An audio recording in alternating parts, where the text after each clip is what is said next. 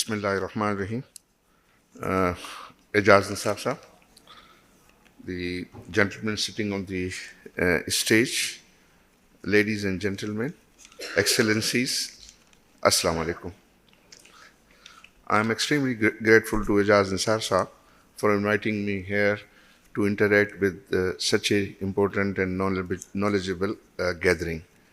And the subject chosen by Ejaz Nisar, I think, is very, very appropriate.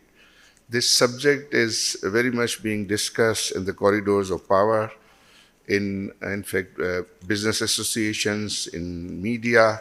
So nowadays it is the subject of discussion that whether Pakistan should then go for growth or should stay on the course of stabilization. Because in the last 1 to 1.5 years, Pakistan, in fact, has achieved the stabilization in its economy. You see, the inflation now has come down to less than 3%. Interest rates also, as a result of that inflation coming down, has also come down from 22% to 12%. The reserves have increased, exports are increasing, remittances are increasing. So now government, in fact, is claiming that government is achieving the stabilization in the economy. And I think many of people, they acknowledge it, and really the Pakistan has achieved the stabilization, but it doesn't mean they don't need to do much. They need to do more. But you see, the common people, they say, what if there is a stabilization in the economy? Because we are not, in fact, getting the adequate opportunities of employment. Our salaries have not increased that much, whatever, in fact, the inflation has been in the last few years. Because in the last few years, we all know that the inflation has gone up by 100%. 100%, the 3-4 years prices have now doubled in that period. But the salaries and the income of the traders has not increased in that ratio. So this discussion is taking place because the Pakistan has history of boom and bust. We have seen the period where we in fact saw the era of high growth rates, and after those period of high growth rates, we saw the bust. We saw that there has been a crisis because of the higher current account deficit. Because those, in the last couple of occasions, when Pakistan achieved a growth of over 6%, it resulted in a very high current account deficit.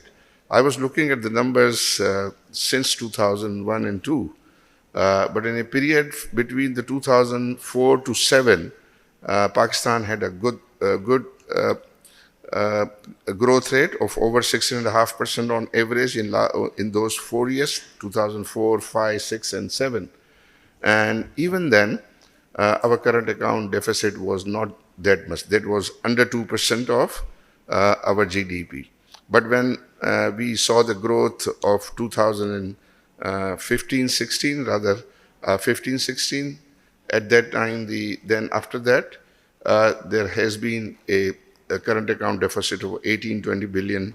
Then again, in the last era in 22, we also saw a current account deficit of around $18 billion. And let me remind you that whatever Pakistan's foreign currency debt presently is mainly because of last 10 years current account deficit. The amount of last 10 years current account deficit has been about $80 to $85 billion. And when we add to the interest on that, that is the foreign currency debt of Pakistan presently. So it says that if the economy managers, if they would have in fact managed it in a judicious manner, we would not have that much of the foreign currency debt. So now the discussion is that whether we accelerate the growth at this point of time or still we pursue the stabilization course. So there is a general impression, you see, in Pakistan at different forums, that if the Pakistan would accelerate the growth, that would result in the higher current account deficit. But I don't agree with that. I don't agree with that. If the policymaker will choose the right areas where to, in fact, target the growth where the foreign currency is not much needed. And you see, recently the SIFC has been set up. SIFC has, in fact, identified the sectors which they would, in fact, be concentrating on them to get a growth and to, in fact, attract the investment, both local and foreign. So those areas which they have identified is agriculture, the IT, the mining, and the power sector. But we, in fact, also advise them they should also include the construction sector as well into it. Because agriculture is the largest employer in Pakistan, the construction is the second largest employer in Pakistan, and then IT in these current environment is also a good big employer. So if you in fact push agriculture, construction and IT, that will give a lot of jobs to the people, and that would in fact be able to resolve the issues and problem of the common people. And again, mining is also very important, but it is a long gestation project. It takes about 5-7 years to have the results for those. But again, I think agriculture, mining, IT, that will not only give the jobs, but it will also be able to earn the foreign exchange as well. The IT is also be the major area where the Pakistan can then earn the foreign exchange. Mining will also bring foreign exchange, and agriculture will also not only will save the foreign exchange, but would also be able to earn the foreign exchange by exporting agriculture products. On construction, there has been an impression that construction, if we promote construction, it will also increase the import bill. But then we carried out a study which in fact says that for construction, about 33% of the material of the cost is in foreign exchange, whereas the 66% is of indigenous material. So it doesn't require that much of, but it contributes to the employment, contributes to the revenue of the government as well. So in fact, we have been able to convince the government and now convince the Prime Minister and set a task force to promote the construction industry in Pakistan. Because construction, I believe, is a quick fix. If you start the construction, you immediately hire the people, in fact, labor come into play immediately, and large number of skilled and unskilled laborers are employed for it. So now I think Pakistan is now need to in fact very carefully choose the sectors where they want to grow. And that the trust, when we say that the building trust for growth is that in the last few years, because of the difficulties and crisis, and particularly after Ukraine and Russia war, Pakistan was very, very severely impacted because of the super cycle in the commodities. The commodity prices went very high internationally. That affected Pakistan very adversely, and unfortunately at that time there was a political crisis in Pakistan as well.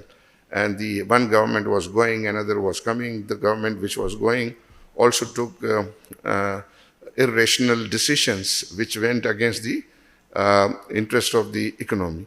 When new government came, that also, in fact, initially didn't acted in time. They, in fact, were hesitant in taking the right decisions. That affected the economy in very, very severely. So when there was a boom, we saw that the rupee valuation was stable, and when there was a bust, we saw that there was a devaluation of the Pakistani rupee. So first we saw in the 2008 when there was the Asian crisis, where our rupee dollar parity was 60 rupees, and it went from 60 to 100 rupees. So 100 rupees until 2017-18, the rupee value, the dollar value against rupee was around 105 paisa. After that, there has been a crisis, and then the sharp devaluation era started. After 2018, first it went to 160, then 200, and we saw in 2022 that rupee dollar parity went as high as 300 plus. So that was the major factor which in fact created the high inflation, and because the high inflation, the common people was hurt, the purchasing power of common people in fact eroded. Even the middle class people also was facing difficulties because of that.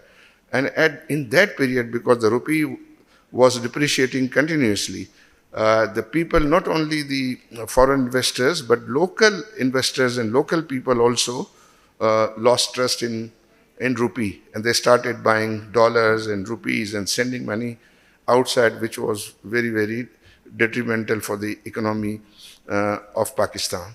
So now the number one thing for the growth and for bringing back the investors into the country, both the local and the foreigners, we should give them a trust and faith that Pakistan would manage its economy in a disciplined manner, and there would not be a free fall of the value of the rupee vis-a-vis dollar.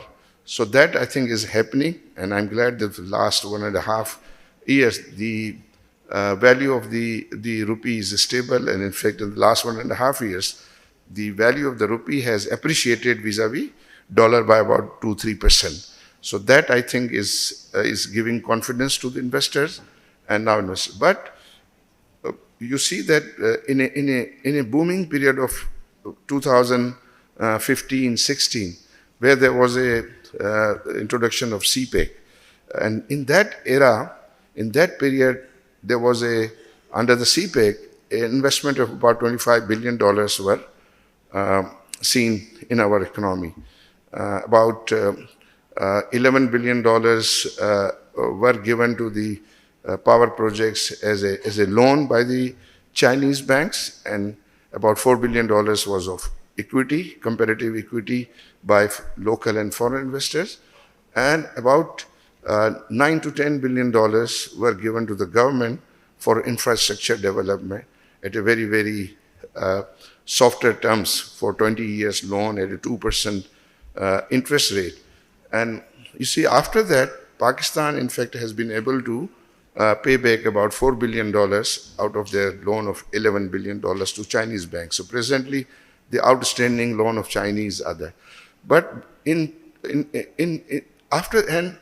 that time, you see, there was a projection of growth in our economy, and at that time, the Pakistani energy production at that time was 20,000 megawatt, and the new projects of about 20,000 plus projects were then initiated, and presently Pakistan has the capacity of about 42,000.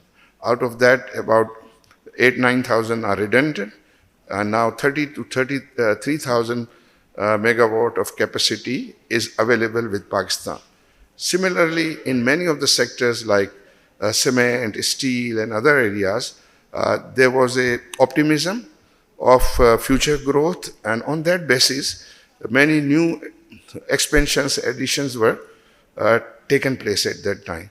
But after the crisis which we saw we saw the COVID and then we saw the Ukraine-Russia war, that in fact not only Pakistan was unable to see the growth, but there was a decline in the growth. So presently, you see, we in fact have the capacity of about the serviceable capacity of 33,000 megawatt.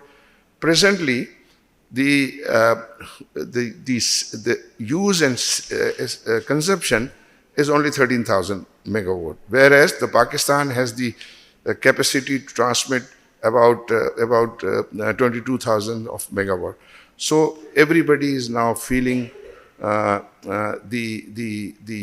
high price of the energy, and that high price of the energy mainly is because the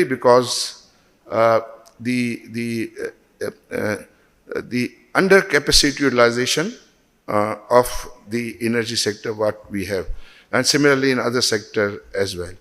So fortunately at this time, in order to get the good growth, we have the surplus capacity in various sectors. So there is a need that we, in fact, the policymakers concentrate on increasing the capacity utilization of various sectors. By increasing the capacity utilization of the energy sector, the price of the power can be brought down by 15 rupees per kilowatt.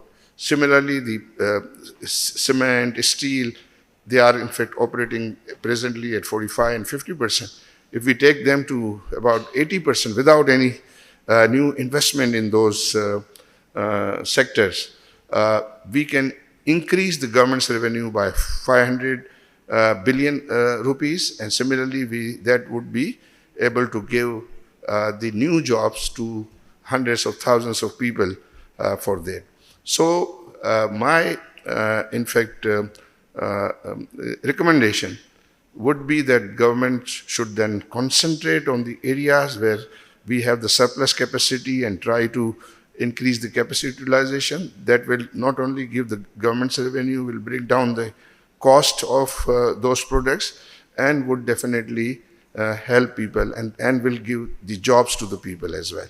So Pakistan is the stage where again we can take off from there. We can then have the higher growth rate as well, and we must attempt to that so that the common people are benefited, because stabilization improves the government finances, but people want to increase their revenues to in fact see that the prices of various commodities are stable. So if the government would attempt, I see a good period for Pakistan the next 2-3 years, and at least I think until the IMF program is in place.